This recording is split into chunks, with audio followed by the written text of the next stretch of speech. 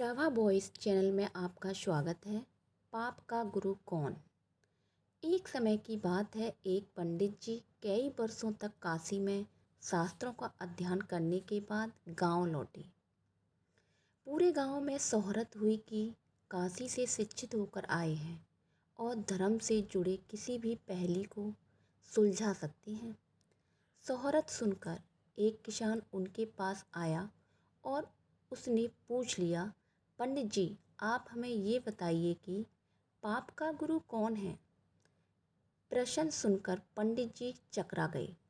उन्होंने धर्म व आध्यात्मिक गुरु तो सुने थे, लेकिन पाप का भी गुरु होता है, यह उनकी समझ और ज्ञान के बाहर था। पंडित जी को लगा कि उनका अध्ययन अभी अधूरा रह गया है। वह फिर काशी लौटे, उनके गुरु से मिले, लेकिन उन्हें किसान के सवाल का जवाब नहीं मिला।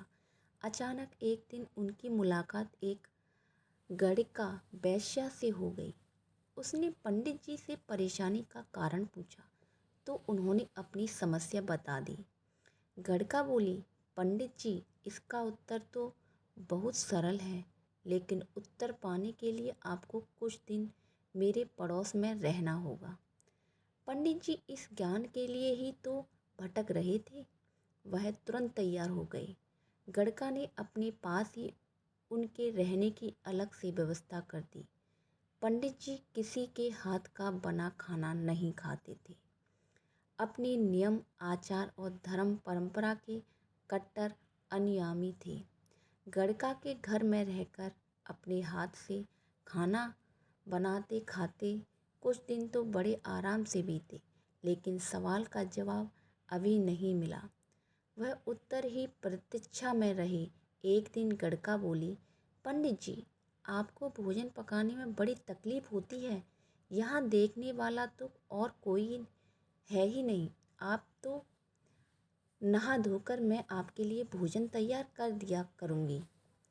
पंडित जी को राजी करने के लिए उसने लालच दिया, यदि आप मुझे इस सेवा का मौका दें तो मैं दक्षिणा में 5 स्वर्ण मुद्रा भी प्रतिदिन आपको दूंगी। स्वर्ण मुद्रा का नाम सुनकर पंडित जी विचारने लगे। पका खाया भोजन और साथ में सोने के लिए सिक्के, अर्थात दोनों हाथों में लड्डू। पंडित जी ने अपना नियम, व्रत, आचार, विचार, धर्म सब कुछ भूल गए।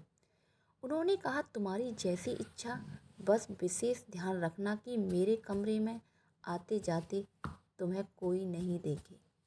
पहले ही दिन कई प्रकार के पकवान बनाकर उसने पंडित जी के सामने परोस दिए, पर ज्यों ही पंडित जी ने खाना चाहा, उसने सामने से पड़ोसी हुई थाली खींच ली।